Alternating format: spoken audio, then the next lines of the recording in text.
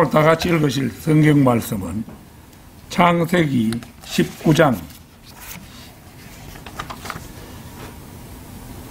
창세기 19장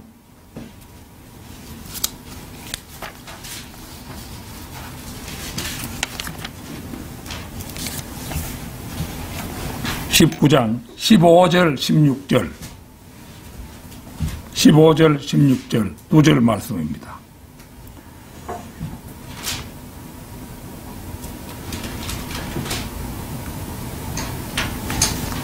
다 찾으신 줄 알고 받들어 읽겠습니다. 아침이 밝아오니 천사들이 롯을 재촉하여 말하기를 일어나서 네 아내와 여기에 있는 네 두 딸을 데리고 가라. 그래야 네가 성읍의 죄악 중에서 소멸되지 않게 되리라 하더라. 롯이 머뭇거리고 있을 때 그 사람들이 그의 손과 그의 아내의 손과 그의 두 딸의 손을 잡았고 주께서 그에게 자비를 베푸시어 그를 인도하여 성읍 밖에 두시니라.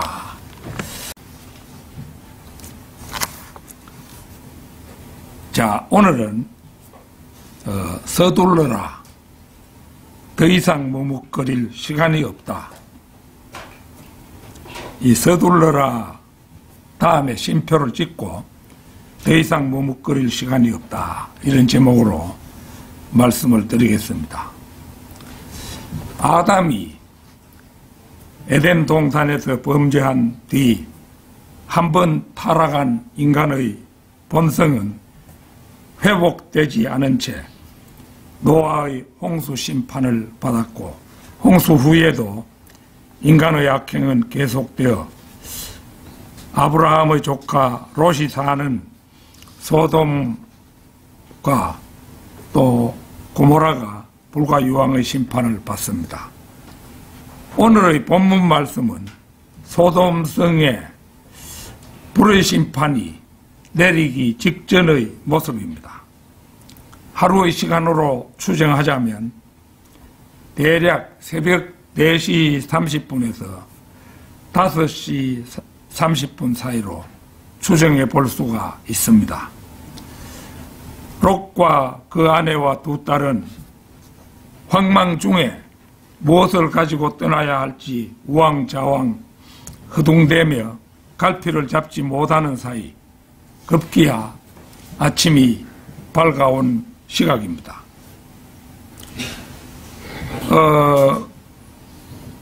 그리고 이제 막 두 천사가 그 롯의 가족들이 미적대기만 하자 보다 못해서 내 가족의 손을 잡아 성읍 밖으로 이끌어내는 장면입니다. 이제 한 천사가 롯과 롯의 아내의 손을 잡고 또 다른 천사는 두 딸의 손을 잡고 바야흐로 그들을 성 밖까지 이끌어내는 그런 장면이죠. 누가복음 17장 26절에서 30절 찾겠습니다. 누가복음 17장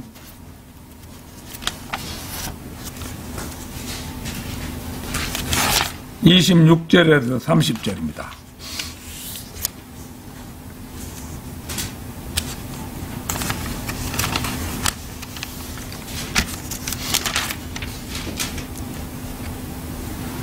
노아의 날들에 일어났던 것 같이 인자의 날들에도 그러하리라. 노아가 방주에 들어가던 날까지 그들은 먹고 마시고 장가가고 시집가고 하였으나 홍수가 나서 그들을 다 진멸시켰느니라. 그것은 또한 롯의 날들이 일어났던 것과 마찬가지라. 그들이 먹고 마시고 사고 팔고 심고 건축하였으나 롯이 소돔에서 나가던 날 하늘에서 불과 유황이 비오듯 하여 그들 모두를 진멸시켰느니라. 세상 사람들은 노아의 홍수나 소돔과 고모라 사건을 단지 전설로 취급하기가 십상입니다. 그러나 누가복음의 이 말씀은 성자 하나님이신 예수님께서 직접 들려주신 말씀입니다. 따라서 이것은 노아나 롯이 꾸며낸 이야기 속의 인물들이 아니라 그들이 역사 속에서 실존했던 인물들이었음을 증거하는 기록임을 보여주는 대목입니다. 만약에 노아와 롯이 꾸며낸 이야기라면 노아의 날들에 일어났던 것 같이 또 롯의 날들에 일어났던 것이라는 어법은 두 사건을 역사 속에서 사실로 일어났던 사건임을 전제로 한 표현이기 때문입니다. 일어났던이라는 과거 시제가 바로 그것입니다. 더구나 이것은 예수님께서 직접 말씀하신 것인데 만약 일어나지도 않은 일을 사실로 일어난 것으로 그분이 말씀하셨다면 이것은 실로 있을 수 없는 기만이죠. 왜냐하면 그분은 거짓말하실 수 없는 하나님이시기 때문입니다. 서둘러라. 더 이상 머뭇거릴 시간이 없다. 첫째는 어서 성읍을 떠나라는 천사들의 최후 통첩입니다. 자, 오늘 본문 말씀 15절에서 일어나라. 네 아내와 여기에 있는 네 두 딸을 데리고 가라. 그래야 네가 성읍의 죄악 속에서 소멸되지 않게 되리라. 물론 이때 롯과 그 가족은 천사들의 손에 이끌려 악의 성읍 소돔을 벗어나면 그것으로 해결이 됩니다. 그러나 이것을 현재 우리에게 적용하면 요한계시록에 나오는 대환란의 상황이라고 할 수 있습니다. 요한계시록 18장 2절 한번 찾겠습니다. 요한계시록 18장 2절.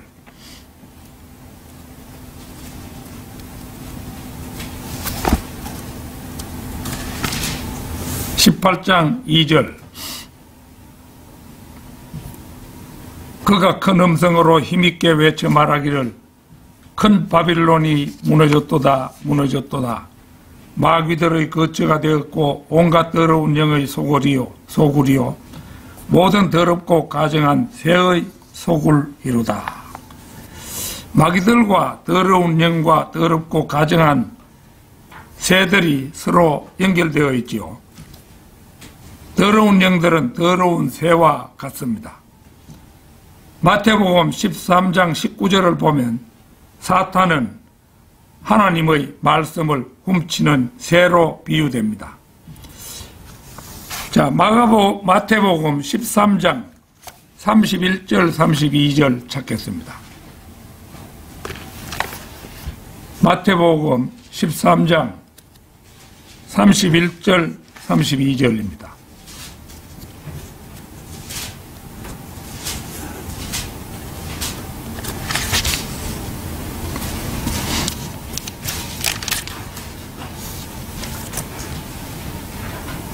주께서 그들 앞에 또 다른 비유를 들어 말씀하시기를 천국은 어떤 사람이 가져다가 자기 밭에 뿌린 겨자씨 한 알과 같으니 그것은 참으로 모든 씨 중에서 가장 작지만 자라나면 푸성기 중에서 가장 커지고 나무가 되면 공중의 새들이 와서 그 가지들에 깃들이느니라고 하시더라.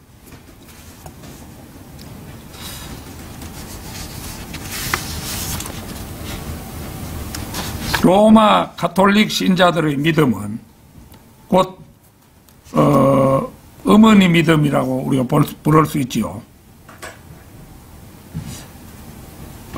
그들의 믿음은 세상적인 믿음으로 악마들을 불러들입니다. 나무에 깃들이는 공중의 새들은 물론 그 마귀들이죠.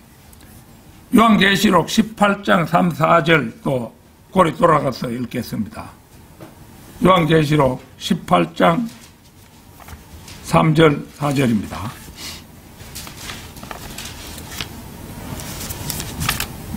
18장 3절 4절. 이는 모든 민족들이 그녀의 음행으로 인한 진노의 포도주로 취한 까닭에 땅의 왕들이 그녀와 더불어 음행하였고 또 땅의 상인들은 그녀의 사치의 풍요함으로 부유하게 되었음이라 라고 하더라. 또 내가 들으니 하늘에서 다른 음성이 나서 말하기를 나의 백성들아 그녀에게서 나오라. 그리하여 그녀의 죄들에 동참자가 되지 말고 그녀의 재앙들도 받지 말라. 여기서 나의 백성들은 교리적으로 유대인을 말하지만 그리스도인들에게 영적으로 적용해서 그리스도인들이 이제 구원을 받으면 로마 교회에서 나와야 한다고 말할 수 있겠습니다. 물론 이것은 마틴 루터가 적용한 것으로 이런 식의 적용은 종교개혁 초기에 전형적으로 이루어졌습니다. 그러나 이 말씀의 원래 문맥은 예레미야 51장 5절에서 7절은 이스라엘이 마지막 때에 로마 교회를 벗어나리라는 것입니다. 로마 교회는 유대인들을 배반하고 그들을 진멸할 것이기 때문입니다. 물론 이제 머지않아 적그리스도가 오면 이내 적그리스도는 이스라엘과 이제 조약을 맺었다가 이제 자기들이 내가 이스라엘이 사방에서 공격을 당하고 이렇게 하니까 이 로마 그 가톨릭이 우리가 너희들을 보호해 주겠다. 이렇게 해가지고 조약을 맺지요. 평화조약을 맺었는데 이제 적그리스도는 이스라엘과 맺은 조약을 다시 파기하고 유대인들을 거의 멸절에 이를 때까지 박해하게 될 것이 계획으로 잡혀 있습니다.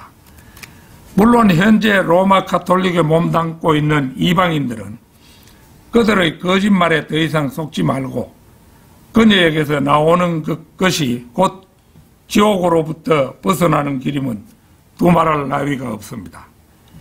유아 세례를 주장하고 미사를 고집하는 그들의 신앙은 옳은 길은 아니기 때문입니다. 소돔, 여리코, 큰 바빌론 로마지요. 자매 도시로 분류가 되지요. 끼리끼리 모인다는 말 그대로입니다. 여리코는 세상에서 가장 오래된 도시이며 여리코 시의 건축은 로마식이었습니다. 바빌론은 7 언덕 위에 세워진 도시를 예표하고 있는데 7 언덕 위에 세워진 도시는 다름 아닌 로마입니다. 소돔은 인류의 인종 통합을 목적으로 남자끼리의 성관계를 추구했던 도시였습니다. 성경에서 소돔, 여리코, 바빌론은 모두 저주받았고 모두 하나님의 심판으로 멸망당했고 또 멸망당할 것입니다. 이 세 도시는 바로 20세기 사람들이 이 땅 위에 세우고 싶어하는 천국, 곧 유토피아를 상징합니다. 구원받지 못한 종교 지도자들과 교육자나 과학자들은 서로 다른 것들을 하나로 묶어 모든 차이점을 제거함으로써 통일을 이루는 것을 목표로 삼고 있습니다. 그러나 이들의 끝은 멸망이 기다리고 있을 뿐입니다. 여리코 함락 당시에 라합의 식구들은 주홍색 실, 예수 그리스도의 피를 상징하는 그 상징물이죠. 그 주홍색 실로 인해서 멸망의 구렁텅이에서 벗어난 유일한 생존자들이 되지요. 서둘러라. 더 이상 머뭇거릴 시간이 없다. 둘째는 유일하게 안전한 곳인 성읍 밖입니다. 롯이 머뭇거리고 있을 때 그 사람들이 그의 손과 그의 아내의 손과 두 딸의 손을 잡았고 주께서 그에게 자비를 베푸시어 그를 인도하여 성읍 밖에 두시니라. 본문 말씀 16절입니다. 성읍 밖에 두시니라. 성읍 밖은 적어도 성도에게는 유일하게 안전한 곳입니다. 히브리서 13장 11절에서 14절 찾겠습니다.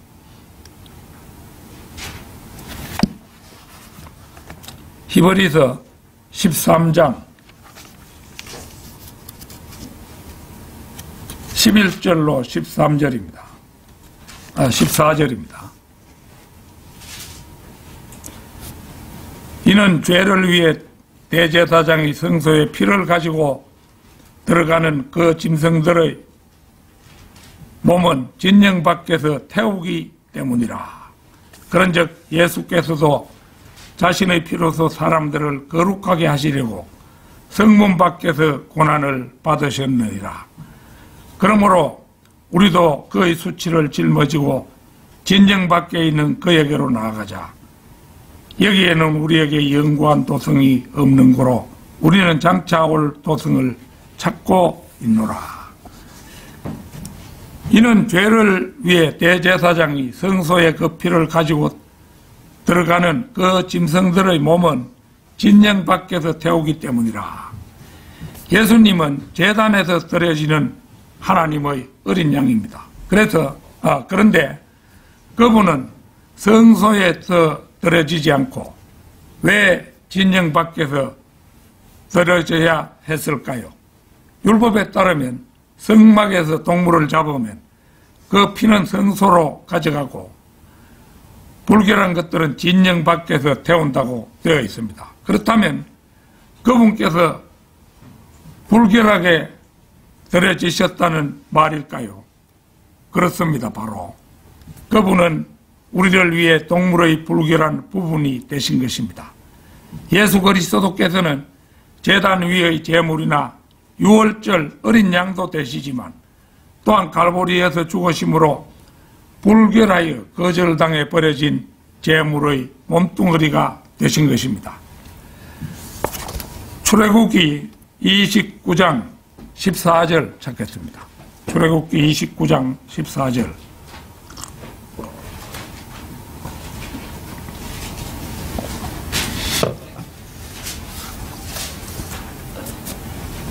그러나 그 수송아지의 고기와 그 가죽과 똥은 진영 밖에서 불사를 지니 이것이 속죄 제사니라.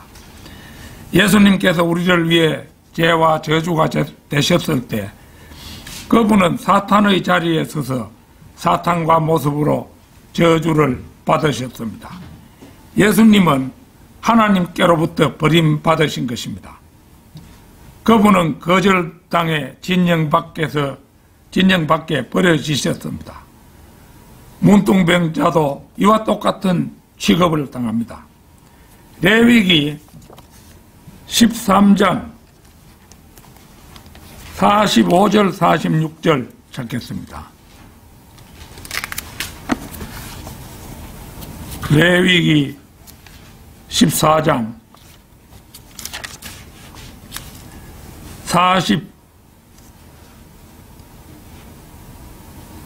45절 46절 레위기 13장입니다. 레위기 13장 45절 46절 역병이 있는 문둥병자는 자기 옷을 찢고 머리에 쓰는 것을 벗고 그의 윗입술에 덮개를 둘 것이요 불결하다 하고 부러지질 것이니라. 그에게 역병이 있는 모든 날 동안은 그가 더럽혀진 것이니 그는 불결하니라. 그는 혼자 살되 그의 처소는 진영 밖이니라. 예수 그리스도께서 바로 문둥병자 취급을 받으신 것입니다. 예수님은 버림받은 사람들을 위해 버림받으셨고 저주받은 사람들을 위해 저주를 받으셨습니다. 히브리서 13장 13절은 말합니다. 그러므로 우리도 그의 수치를 짊어지고 진영 밖에 있는 그에게로 나아가자. 이 말씀은 두 가지로 해석할 수 있습니다. 하나는 히브리인들아 갈보리로 나가 구원을 받자 이러는 것이고, 또 하나는 그리스도인들아 너희들의 종교적인 진영, 사회적인 진영, 정치적인 진영, 교회 통합적인 진영, 학자들의 진영, 과학적인 진영에서 밖으로 나가 그의 수치를 짊어지자는 것입니다. 예수님도 하나님을 미워하는 자들의 미움을 받았습니다. 히브리서 13장 14절입니다. 여기에는 우리에게 영구한 도성이 없는 거로 우리는 장차 올 도성을 찾고 있노라. 그리스도인이 가야 할 성은 저 위에 있습니다. 우리는 불변한 도성을 가지고 있습니다. 그것을 지으신 분은 불변하신 구주시기 때문입니다. 그러므로 우리는 우리를 위해 예비한 그 도성, 새 예루살렘이지요. 그 도성에 대해 어떠한 염려도 하지 않습니다. 그것은 우리가 기다리는 도성은 베드로전서 1장 4절 말씀 그대로 썩지 않고 더럽지 않고 쇠잔하지 않는 유업이기 때문입니다. 영원한 것은 변하지 않는 것입니다. 우리 주님만이 불변하신 분이시고 그분께서 예비한 도성만이 불변한 도성인 것입니다. 본문 16절입니다. 주께서 그에게 자비를 베푸시어 그를 인도하여 성읍 밖에 두시니라. 하나님의 자비로 롯이 지금까지 지내온 직업, 동료, 사교 모임 어떤 형태이든 함께 하기와 분리되었음을 말합니다. 참된 그리스도인에게는 이 은혜 시대의 지구상의 모든 도시는 소돔입니다. 도시들에 대해 부정적인 시각을 갖는 것이야말로 성도들에게 전수된 참된 성경적 믿음의 대표적인 특징입니다. 성경을 믿는 모든 그리스도인들은 사회적으로, 종교적으로, 정치적으로 그 밖의 모든 면에서 성문 바깥에 머무는 사람입니다. 우리가 이 세상을 살아가면서 어디에 오늘 무슨 잔치가 있다, 어디에 무슨 축제가 있다, 우리 그리스도인들은 그 세상적인 그런 자리에 참가하지 않고 성문 밖에서 머무르는 거죠. 그리스도인은 순례자로서 성읍에 잠시 기거하는 것뿐입니다. 성도의 사악한 문을 통해 멸망의 도시를 빠져나간 사람입니다. 성읍 밖에 이 표현이야말로 그리스도인의 입장을 보여주는 말입니다. 성읍 안에 있는 것은 종교적 타협자들과 기독대학의 육신적 교수들과 우리가 요새 보면 흔히 교수들이라면 모든 사람이 끄뻑 죽지요. 그러나 기독대학 교수들이 진리를 압니까? 그렇지 않지요. 그러니까 기독대학의 육신적 교수들입니다. 또 교회 협의회의 세상적 기독교인들과 교황청 대사들과 그 밖의 바티칸 관계자들과 교육 숭배자들과 인문주의자들과 마르크스주의자들과 카인처럼 과일 제사를 드리는 사람들 뿐입니다. 세상에는 그런 사람들로 가득 차 있지요. 우리 바이블 빌리버들은 이런 성읍으로부터 하루속히 분리, 성별하는 것만이 바른 길입니다. 서둘러라. 더 이상 머뭇거릴 시간이 없다. 셋째는 롯과 가족들을 구하기 위해 소돔을 방문한 천사들은 하나님의 대사 곧 구령자이기도 하다는 사실입니다. 아침이 밝아오니 천사들이 롯을 재촉하여 말하기를 일어나서 네 아내와 여기에 있는 네 두 딸을 데리고 가라. 그래야 네가 성읍의 죄악 속에서 소멸되지 않게 되리라 하더라. 이것이야말로 구약적이긴 하지만 바로 구원의 복음입니다. 그리고 이 복음을 전하는 천사들은 하나님의 정권 대사들입니다. 그렇다면 신약시대 믿지 않는 사람들에게 보내는 하나님의 대사는 누구입니까? 바로 그리스도인, 바로 저와 여러분이 그 대사입니다. 요한복음 20장 21절 찾겠습니다. 요한복음 20장 21절입니다.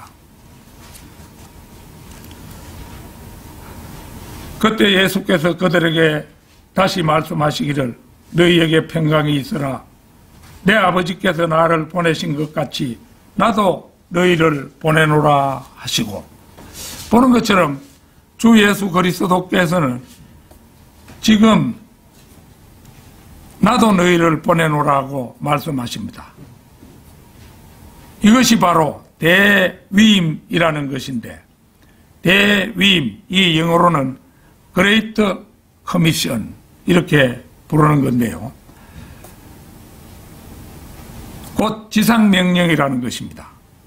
이것은 내 아버지 하나님 아버지께서 예수 그리스도께 위임하신 사명이었고 그분을 통하여 우리 모두에게 위임된 사항입니다. 하나님께서 예수 그리스도를 세상에 보내셨고 주님께서는 다시 우리에게 사명을 맡겨 세상으로 보내십니다. 그 사명이 무엇입니까? 요한복음 18장 37절 한번 찾겠습니다.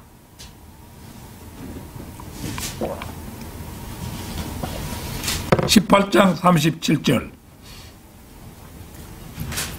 그러므로 빌라도가 주께 말하기를 그러면 네가 왕이냐고 하니 예수께서 대답하시기를 네 말이 옳도다. 내가 왕이니라. 이 일을 위하여 내가 태어났고 이런 연유로 내가 세상에 왔으니 진리를 증거하려는 것이라. 진리에 속한 자는 누구나 나의 음성을 듣느니라고 하시니, 보는 것처럼 우리 주님께서는 진리를 증거하라는 사명을 받고 아버지로부터 보내심을 받으셨던 것입니다. 주님께서는 마태복음 20장 28절에 명시된 대로 섬김을 받으려고 온 것이 아니라 섬기러 왔노라고 하셨고, 양들을 위하여 자기 목숨을 내어놓는 선한 목자로 오셨습니다. 그런 분께서 지금 우리 모두에게 나도 너희를 보내노라고 말씀하시는 것입니다.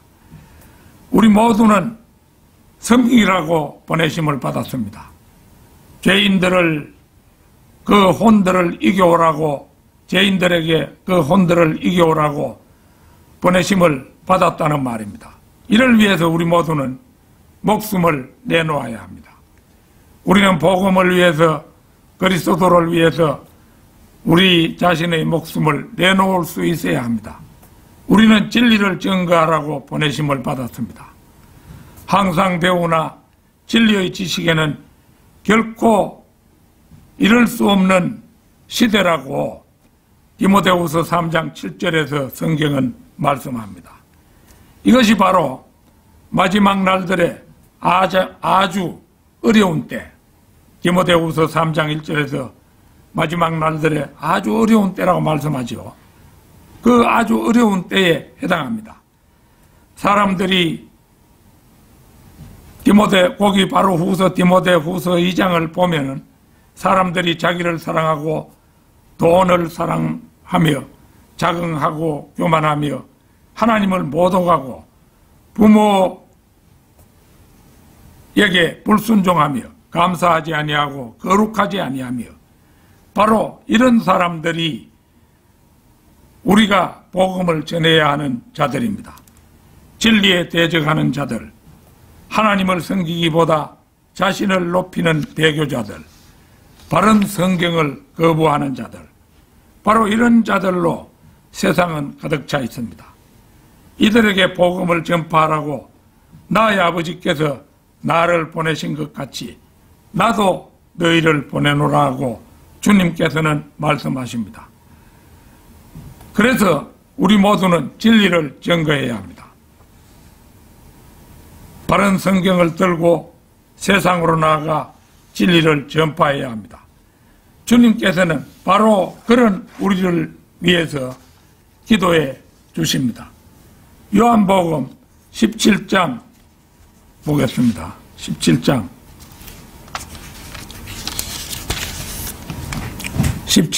15절에서 18절까지입니다. 17절에서 18절까지 아버지의 진리로 그들을 거룩하게 하여 주옵소서. 아버지의 말씀은 진리니이다. 아버지께서 나를 세상에 보내신 것 같이 나도 그들을 세상에 보냈사옵니다.